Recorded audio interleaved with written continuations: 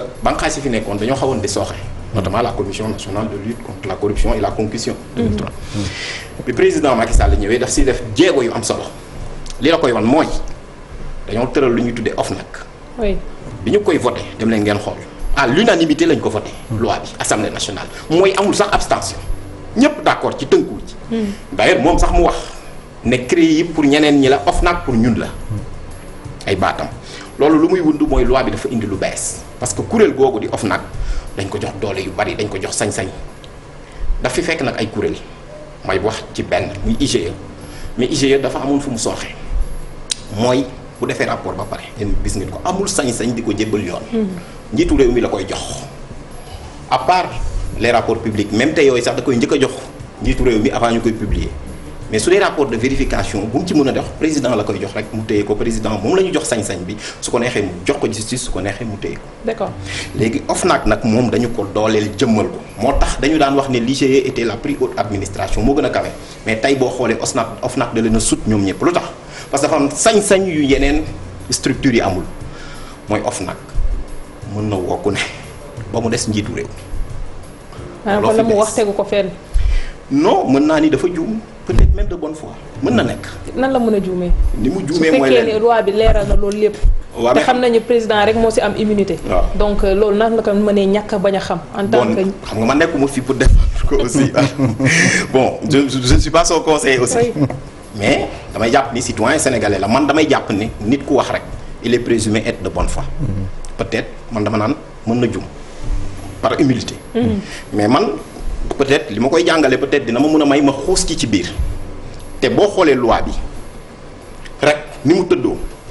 OFNAC dañ ko tuddee autorité administrative indépendante. Oui. mooy lan indépendance boobu da koy jëmmal ñu ñëw ne ko yow OFNAC lépp luy mbirum guerre lépp luy muy conclusion lépp en tout cas loo xamante ni nii dafay nësaxal suñu koom-koom wala dafay nësaxal suñu gouvernance yow jox nañ la sañ-sañ. nga woo bépp mbindeef Sénégal pour mën a xam wala mën a saytu bépp mbindeef mooy toute personne léegi nag loi su dikkee noonu yow boo nekkee nitu yoon da ngay xool ne loi bi kat ñan lay waxal bu ne toute personne da ngay lire ba wàcc. waaw normalement bu fekkee ne y a des personnes yu am immunité da ngay xool président ngay njëkk a xool li tax OFNAC mënu koo woo moom article 101 da koo cëral ba pare. président haute trahison rek lañ ko mën a toppee moo tax forcément dañu ne l'OFNAC est rattaché à la présidence de la République pour président rek mun ko sut parce que sutu ko sax mais mënu ko woo parce que président léegi nag yeneen nit yi muy ministre yi OFNAC mun na leen a convoquer xam nga lu tax parce que su fekkoon ne ñooñu dañoo am immunité ci kanamu OFNAC dañ koy bind parce que en droit dañu naan une immunité ne se présume pas kenn du ko njot day leer day am wala amul léegi ma jox la exemple boo demee loi bu mel ni CREI dañ faa bind ni ku am immunité procureur spécial bi bu ñëwee yam ci yow day taxaw dellu ci ki nga xam ne moo am sañ-sañ bi mooy autorité compétente fii binduñu ko moo tax bi ñu nee toute personne rattachée à la présidence de la République mooy IGE comme IGE loolu lañ ko jox ci banqaas mais dañu ko jox aussi OFNAC mais OFNAC dañ ko dooleel dañ ko ni boo dégloo nit ñi ba pare yow su la neexee nga xool ni lii kat mën nga ko jébbal justice su la neexee nga def ko sa rapport rek sax def recommandation donc loolu moo tax ba nga xamante ni am na sañ-sañu woo ministre te su woowee ministre bi woowu ko ci wàllu justice OFNAC de justice très bien c'est une enquête juste administrative parce que 3 types d'enquête moo am enquête administrative enquête parlementaire et enquête judiciaire moo tax am na ci sañ-sañ mais moom daf ne amul kenn ku mu war a rendre compte ku dul président de la République est-ce que tey loi bi am na lu nga xamante ne moom la wax que ne ministre bi dafa am ay obligations yu nga xamante yu ko war par rapport à la loi. waaw da ko war. waaw da ko war boo ko deful sax mun nañ la taxer donc d'acte de forfaiture. wala obstruction. à l'égard de l'OFNAC dafa am lu ko war parce que ministre bi moom la ñu cërale pour mu njëkk a respecter la loi. xam nga ñoom ay prolongement loxo président de la République maanaam président de la République loxo mënta dem fépp loolu tax ñu tofal ko ay ministre mais ministre bi même président de la République moom mënta jéggi yoon. dama lay jox exemple président mënul xaatim loi assemblée nationale président de la République bu mu bëggee n'est-ce pas loi d'habilitation dañ ko ne mais il faut nga dem fa. ministre bi c'est la même chose mënut a taxaw naan man kat njiitu réew mi rek laay rendre compte constitution bu Sénégal waxul loolu dafa ni dafa am ñetti pouvoir le pouvoir législatif le pouvoir exécutif et le pouvoir judiciaire léegi nag ki ministre loolu la ñuy tuddee la redevabilité da ngay rendre compte te nag du njiitu réew mi rek ngay rendre compte parce que dañu ne loolu la société a le droit de demander compte à tout agent public de sa gestion ci préambule ba la nekk. Assemblée nationale am na sañ-sañu woo ko. OFNAC am na sañ-sañu woo ko. maintenant moom fenn la amee raison tey bu OFNAC defoon liggéeyam ba pare. jébbal ko justice. procureur bi mënu koo woo. parce que procureur pour mu déglu ministre il faut mu am autorisation président de la république. foofu la séparation des pouvoirs. mais liggéey gi ndax dana àgg bu fekkee ni ñi ñuy entendre ñi nga xam ne ñoo déposé plainte noonu lañ ko war a entendre. waaw liggéey bi kañ lay boucler. loolu ab OFNAC lañ koy laaj parce que OFNAC ñoom am nañ seen timing am nañ seen façon de travailler ils ont des enquêteurs te damay rappeler ni OFNAC ka fa nekk ma koy delloo njukkal madame Seydou Ndiaye Diakhaté ku xam yoon la. ku xam yoon la parce que du magistrat bu ndaw. c'est une magistrate aguerrie. nekk na fii doyen des juges. moom déglu na fi ancien premier ministre Idrissa Seck inculqué ko jóge na fi dem UEMOA nekk avocate général waaw ñoom député yi amuñu immunité. xam mais le député Diop Sy wax naa ko woon na ko mu wuyu. alors tey. te pourtant les députés seen immunité moo gën a large sax parce que ñoom bu ñu leen falee rek la. OFNAC woo député dem ministre bi moom ñu woo ko mu ne du dem fu mu ko teg ah. OFNAC vas-y. oui OFNAC est-ce que am na un pouvoir coercitif. OFNAC amul pouvoir coercitif OFNAC amu ko moo tax ma ne la administration la de contrôle de vérification mais amul un pouvoir de sanction moom day demander des sanctions mën na ko def par des recommandations mu jébbal ko président de la république ni ko par exemple ministre bi kat waratu la laal waratu la am toute fonction publique defoon na ko pour un directeur. ñu fàttali ko. yooyu pouvoir am na ko OFNAC dafa am des pouvoirs de recommandation moo tax administration la amul pouvoir de sanction. le pouvoir de sanction administrative bi la présidente de l'OFNAC am c'est à l'égard n'est-ce pas des autres membres maintenant un pouvoir disciplinaire. seulement des sanctions administratives su amee manquement mais OFNAC moom à l'égard des ministres à l'égard d'autres personnes à l'égard des gestionnaires publics et même privés. OFNAC amul pouvoir de sanction mais mun na def des recommandations coercitives. mun na demander par exemple des poursuites à la justice. boo desee si rek mun na wax ni procureur bi telle personne ñun jàpp nañ ni ces faits sont probants mën nga ko topp. mais professeur est-ce que kon le problème ne reste pas entier tey le ministre su fekkee ne OFNAC convoqué na ko mu bañ ban moyen lañ am pour pousser ko à ce que mu répondre. alors il y a d'abord pour moi les moyens politiques. mooy président de la république moom moo war a tirer la conséquence. moom d'abord damay yàpp ni loi ci OFNAC moo ko xaatim. décret bi nommé ministre bi président bi moo ko xaatim. nekkatuñ ci affaire goro wala affaire famille affaire république la. soit da ngay gérer nekk un gestionnaire public suñu la woowee da ngaa war a wuyu. nga doon opposant nga doon société civile nga doon keneen wala keneen. muy man mii tey jii nii di liggéey université nekk fa OFNAC bu ma soxla woon tey jii ne ma kat am na foo xamante ni yow dañ laa soxla dañ lay laaj damaa war a dem. loolu nag c'est être un bon citoyen. donc président de la république bu ko déggee su fekkee ni lii jaarul yoon la première sanction mooy ministre bu ko def dañ la war a démettre. beneen bi ci des nag mooy boobu aussi day wane ni suñu système ni mu demee. ni mu demee mooy tey même boo bëggoon a saisir le parquet wax naa la ko ne la procureur bi pour mu n'est-ce pas topp ministre bi ci loolu il faut mu demander autorisation président de la république ne serait-ce que pour déglu ko waxuma sax pour poursuivre ko de. mais rek pour entendre ko kon nga xamante ni lépp ci président la jëmaat. donc président de la république loolu moom moo war a def de telle sorte que ministre bi ñu fi woo wala ministre bu ñu fi wax nga war a def d'ailleurs dinañ ñëw sur la déclaration de patrimoine. même OFNAC day dem di wax premier di wax président pour mu wax ministre yi pour ñu dimbali ko pour ñu mën a. donc voilà parce que amuñu pouvoir de sanction. président de la république même ci côté boobu moo war a sanctionner les ministres récalcitrants. recommandations yi nga xam ne souvent ñooy jógee ci corps de contrôle yi. lu ci ëpp day faral di soxe ci ñu jëmmal ko am nañ fi Cheikh Omar Anne ak histoire COUD am nañ fi yenn ci dossiers yoo xamante ne dégg nañ ko fi mais finalement après les gens ils restent sur leur faim parce que duñu poursuivre li nga xamante ne nii mooy mbir yu ba ci buubi finalement lan mooy kon njëriñu di bàyyi lu mel ni OFNAC muy def liggéey bi bu fekkee ni après suñu paree recommandation yi nga xam ne ñu ngi koy joxe duñ ko jëmmal.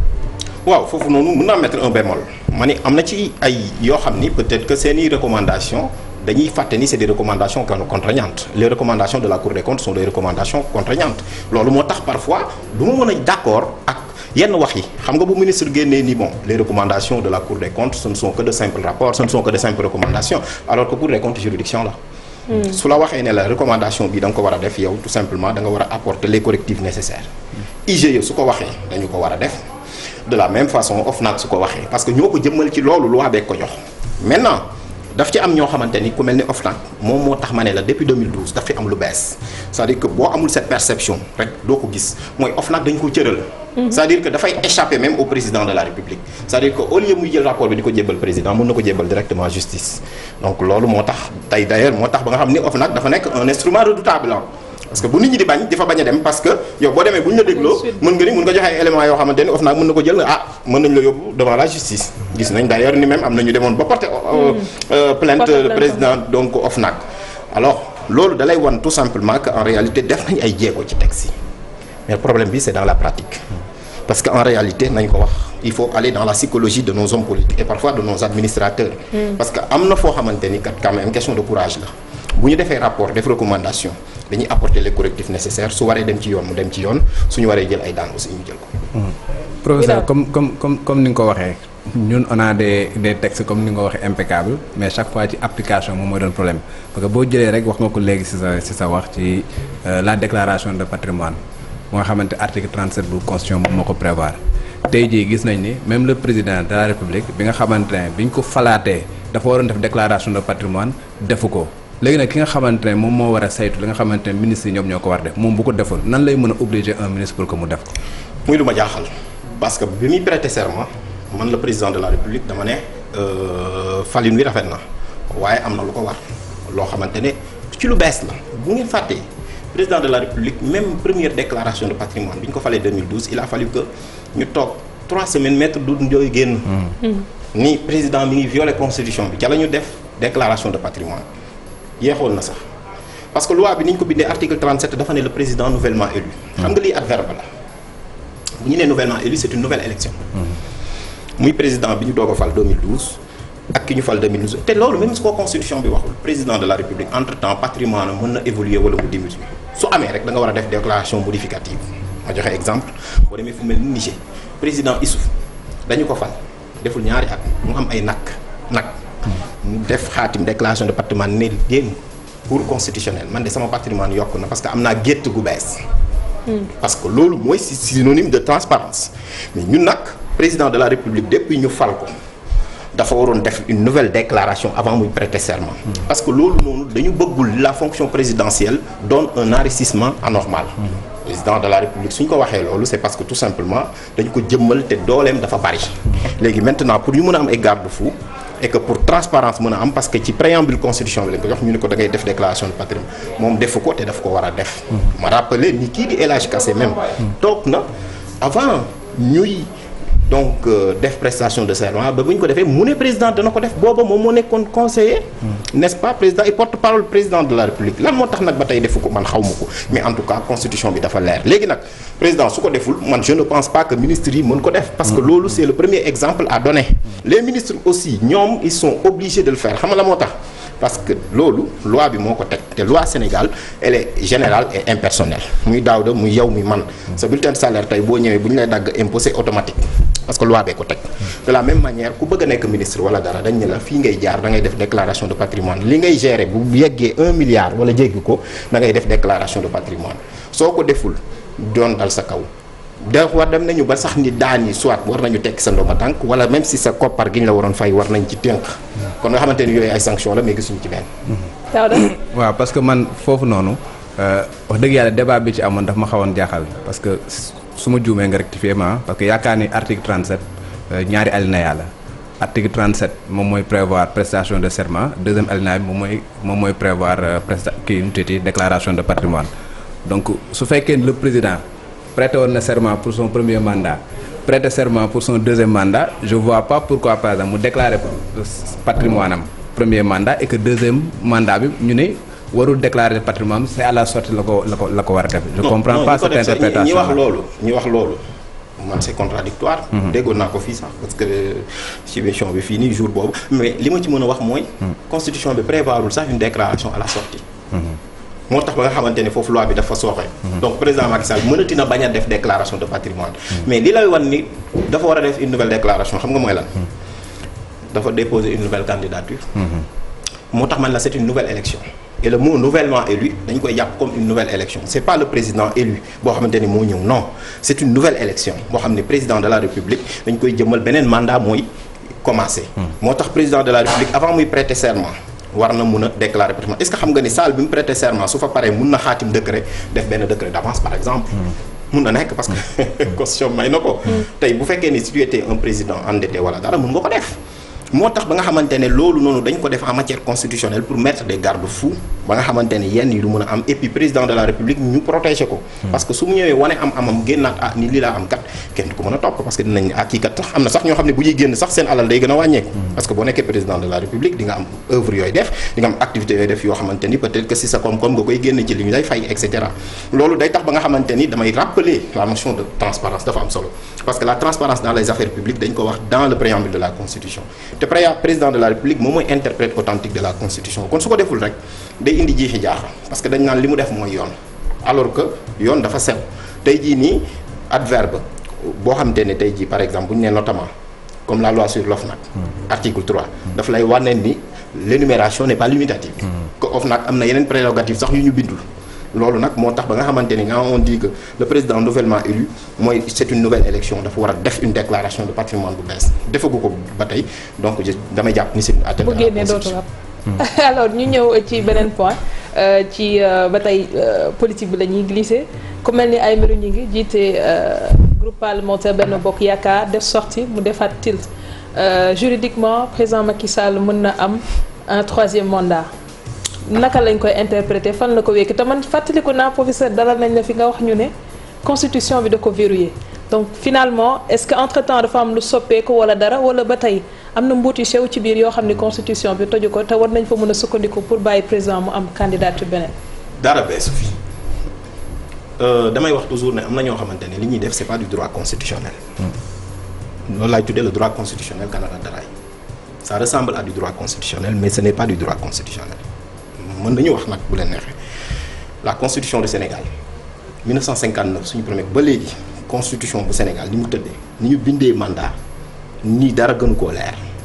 le président Macky Sall moom ci boppam moom muy l'interprète authentique xam na ko parce que bindu na ko wax ko. oui ak même juriste yi mu àndaloon tout le monde. léegi nag man dama jàpp ni la météo politique mun na permettre yenn wax yi mais man en tant que technicien du droit dama jàpp ni le président Macky Sall. mandat am tollanti na ko benn yoon te constitution bi dañuy mandat benn yoon rek lañ koy tollanti jeex na mënatu la nekk candidat en 2024 mënta ne ci constitution bi non seulement dañ koo def ci clause d'éternité déggoon naa sax ba am ñu wax ne nañu def référendum mais damay jàpp ni ci mandat bi durée du mandat ak nombre de renouvellement même kenn mënu cee def référendum bu ñu defee xam nga pour nga mën koo changer xam nga lan la il faut nga indi constitution bu bees waxuma la li ñu defoon 2016 révision la parce que dañ ko def dans la clause d'éternité Sénégal tant que amuñu constitution bu bees jusqu'à l'éternité président ñaari mandat nga am droit te 5 ans la loolu la ñuy tuddee la clause d'éternité. bu ñu defee interprétation ba tey bu mel ni Alpha Condé. Guinée moom boobu tëggaatee constitution bi ci référendum bi la mu wax defe ne dañuy raser lépp on part de zéro pour amaat benn mandat mën na amaat beneen deuxième bu teg bu ñu defee noonu bii tamit quinquennat la ñu wax bi romb septennat la woon. waaw est-ce que duñu pare après naan ñu 5 ans yii nii mooy 1 bi mën na tegwaat beneen 5 ans. mënta ne. xam nga lu tax mënta ne damay dégg juriste yu bari naan 2016 conseil constitutionnel ñu wax avis décision mais déedéet question de nombre de renouvellement du mandat. 2012 la ko conseil constitutionnel réglé wax li muy wax ci kaawu Abdoulaye Wade dafa ne constitution bu Sénégal ñii laa jàpp ñooy candidat def ci le président Abdoulaye Wade ñoom Idrissa Seck ñoom Macky Sall ñoom Cheikh ñoom ñëpp ñi nekkoon candidat dem attaqué ko foofu nag day motiver. muy rendre la décision moo tax foofu dafa rendre la décision mu ne kii di président Abdoulaye Wade dañ ko fal juróom-ñaari at dañ ko falee juróom-ñaari at ñu dem 2001 rek. mu indi constitution bu bees moom la ñu tuddee la tabula rasa foofu du révision constitutionnelle mais changement de constitution la. bu ñu changé constitution bi nag ñu laal mandat ba jëlee ko 7 ans indi ko 5 ans président Abdoulaye Wade ñu ne ko lii kat bu ñu ko bàyyee nii day daal sa kaw. ñu wutal ko disposition transitoire moo doon article 104 boobu. ñu ne le président de la République termine son mandat. toutes les dispositions de la présente constitution lui sont applicables. gis nga bañ demee conseil constitutionnel ba muy motivé xam nga lu mu wax dani le président de la République termine son mandat mooy 7 ans bi rek lu mu doon def. mooy 7 ans bi dafa waroon yegg toutes les dispositions de la présente constitution lui sont applicables dafa ne loolu mënoon nañu ko sax bañ a di bind mu ne c'est superfétatoire maanaam redondance léegi soo jëlee président Macky Sall moom non seulement changé wul sax constitution mais dafa dëggal article 27 moom ci boppam sax taxaw na man wax naa ko moom mu wax ko 2016. problème mu durée musul posé parce que problème renouvellement musul posé. problème mu durée la woon. dañ doon laaj conseil constitutionnel est-ce que mën nañ jëlee mandat bi 7 ans ak 5 ans ba pare mu appliqué wu de façon immédiate mu ni mënta ne mais la question du renouvellement dañu ko vérifier ba nga xam du nombre de renouvellement da nga ko vérifier ba xam ne bi ñu ko vérifier maintenant dañu indi rédaction bu bees ñu ne nul ne peut exercer plus de 2 mandats consécutifs. mais professeur rédaction négative. mooy maanaam en réalité en aucun cas. dans tous les cas. ku fi nekk mandat benn yoon ko koy tollante muy 5 muy 7 ans gis nga amul disposition transitoire boole ci article 104 bu bees bi dafa abroger toutes les dispositions transitoires mooy le principe de l'effet immédiat gis nga ñiy wax yépp di la wax le rétroactivité ak non rétroactivité ils sont pas en droit constitutionnel ils sont dans d'autres matières en tout cas man li ma jàngale maa ngi koy jàngale quoi depuis dama jàpp ni l'autre en droit constitutionnel c'est le principe de l'effet immédiat wax naa ko fii nee naa la soo ñëwoon constitution bi nga ne 9 pièces la ñu laaj candidat bi ak 9 mentions dans son dossier ma jox la ci benn ñu jox la nationalité ñu ne la il faut être exclusivement de nationalité sénégalaise yow tey boo ñëwoon changer constitution bi nga ne il faut être exclusivement de nationalité sénégalaise et avoir renoncé à sa nationalité concurrente 5 ans auparavant gis nga élection bu dee suba képp ku doon binational bu amul disposition transitoire doo doon candidat xamal lu tax parce que c'est le principe de l'effet immédiat amul problème de non bu fekkee bëgg nga ko différer da nga naan les personnes qui avaient acquis la double nationalité n'est-ce pas au moment de l'adoption de cette loi ne sont pas concernées au Togo président yi EADMA loolu la daan def pour éliminer ses adversaires le plus grand opposant da daan dem France toog foofu toogee pendant 6 mois day changer day bind rek ne il faut pour être candidat il faut résider dans le pays pendant 6 mois. alors Daouda